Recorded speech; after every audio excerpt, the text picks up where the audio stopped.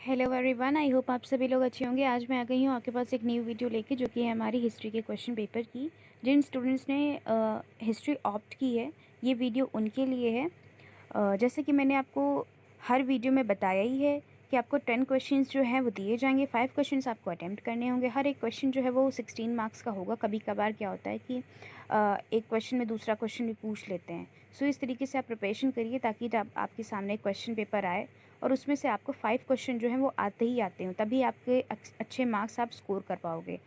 तो चलिए वीडियो को शुरू करते हैं बिना टाइम वेस्ट करे।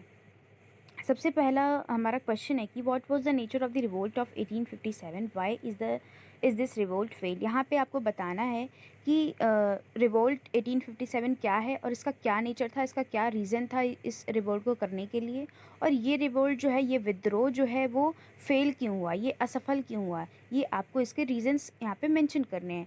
16 मार्क्स का क्वेश्चन है और देखिए यहाँ पे एक ही क्वेश्चन में आपसे दो चीज़ें पूछ ली हैं, तो अपने पेजेस को भी उसी तरीके से डिवाइड करिएगा।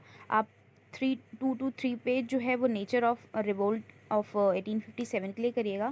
फिर उसके बाद में 2-3 पेज जो है हमारे क्यों ये रिवोल्ट फेल हुआ था, क्यों असफल हुआ था, उसके लिए। सेकेंड हमारा क्वेश्चन है, the Cripps mission gave a post dated cheque to India, explain. Cripps mission ने भारत को एक उत्तर तिथीय चेक दिया, व्याख्या कीजिए। यहाँ पे आपको एक लाइन उठा ली है और यहाँ पे आपको एक्सप्लेन करने के लिए कहा है कि ऐसा क्यों, ऐसा क्या हुआ था। तो यहाँ पे पूरा आपको एक्सप्लेनेशन देना होगा, पूरी आपको यहाँ पे स्टोरी मेंशन करनी होगी, कैसे क्या किस लिए हुआ था, क्या रीज़न था। अगर आपको ये क्वेश्चन आता है तभी अटैम्प्ट करिएगा, अदरवाइज़ इसको स्किप करिएगा। क्वेश्चन नंबर थर्ड है, describe the circumstances that led Mahatma Gandhi to start the non cooperation movement. Most important question, non cooperation movement से हमेशा एक क्वेश्चन पूछा ही जाता है, तो इसको आप अच्छे से प्रिपेयर करिएगा। आई थिंक ये सेकेंड यूनिट का क्वेश्चन है। सो इससे क्वेश्चन आपसे पूछते ही पूछते हैं नॉन कॉपरेशन मूवमेंट से, क्योंकि गांधी जी ने इसको स्टार्ट किया था, उसके क्या सर्कमस्टांसेस थे, उन परिस्थितियों का वर्णन कीजिए जिनके कारण महात्मा गांधी को असहयोग आंदोलन शुरू करना पड़ा, क्यों उन्होंने इस मूवमेंट को, इस आंदोलन को शुरू किया था। यहाँ पे आपको वो सब रीजंस यहाँ पे मेंशन करने हैं। 16 मार्क्स का क्वेश्चन है, उसी तरीके से आप अपने आंसर को मेक करिएगा। उसके बाद में हमारा fourth question, what was the importance of orientalist anglicist controversy in 19th century India, discuss.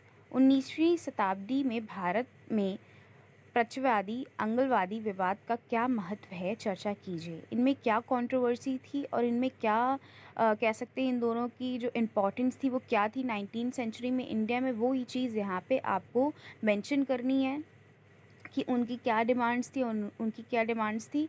सो अगर इस क्वेश्चन को आपको अच्छे से पता है कि इनकी क्या कंट्रोवर्सी थी और उनकी क्या क्या इंपॉर्टेंस थी इन दोनों की, तो इस उसी तरीके से आप इस क्वेश्चन को मेक करिएगा और इस क्वेश्चन को अटेम्प्ट करिएगा।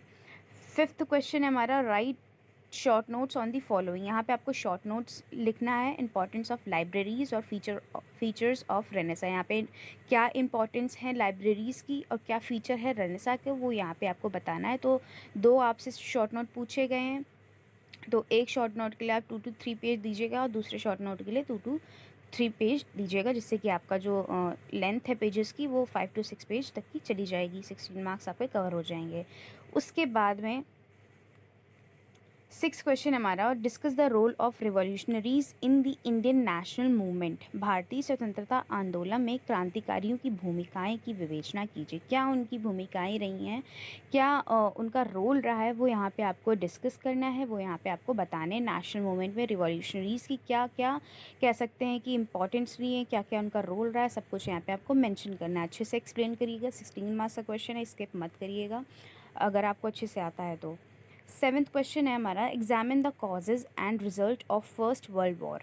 हिस्ट्री से क्या होता है, कभी कभी एकदम से डायरेक्ट क्वेश्चन पूछ लेते हैं और कभी कभी क्या होता है कि उस पर्टिकुलर एक हमारे रिवॉल्यूशनरी की कह सकते हैं कि एक कोट दे देते हैं कि इस कथन से आपको क्या समझ में आता है, इस कथन से आप क्या टिप्पणी करना चाहेंगे। ऐसे क्वेश्चंस भी कभी कभार पूछ लिए जाते हैं। तो इस तरीके से आप अपने सिलेबस को पढ़िएगा, अपने आप को तैयार करिएगा कि क्वेश्चन चाहे जैसे आए, डायरेक्टली आए या घुमा के आए, तो आप उस क्वेश्चन को आंसरेबल हो।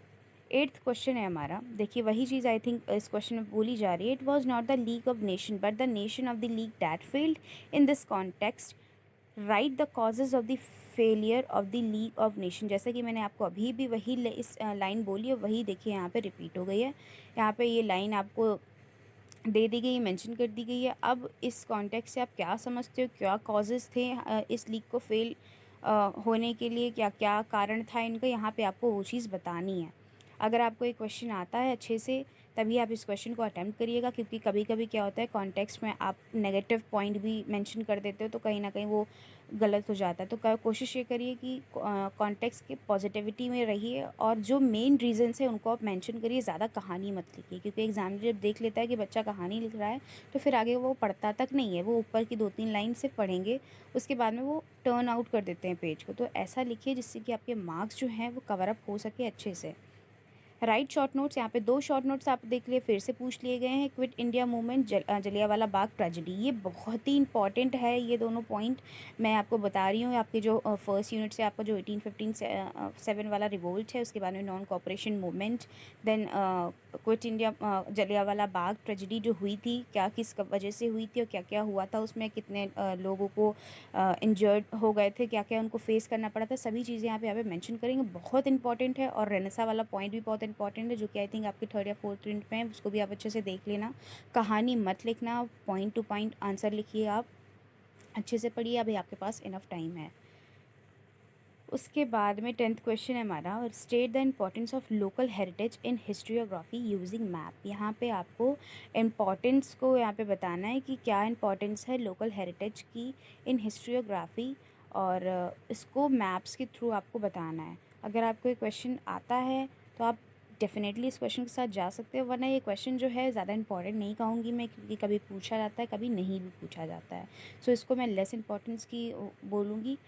बट आपके जो बाकी के शॉर्ट नोट्स वगैरह हैं, जो आपके कॉन्सेप्ट हैं, जो आपके इंपॉर्टेंट टॉपिक्स हैं, उनको आप अच्छे से कवर करिए। 5 क्वेश्चंस आप अपने ऐसे प्रिपेयर करिए कि आपको वो आते ही आते हो। 5 टॉपिक्स आप बहुत अच्छे से प्रिपेयर कर लीजिए, क्योंकि आपको 10 पूछे जाएंगे, 5 आपको अटेम्प्ट करने हैं, बस आप 5 ही अगर आपने पढ़ लिए, एक यूनिट से अगर आपने 2 टॉपिक्स भी तैयार कर लिए तो भी आपका पेपर जो है वो बहुत अच्छा होगा।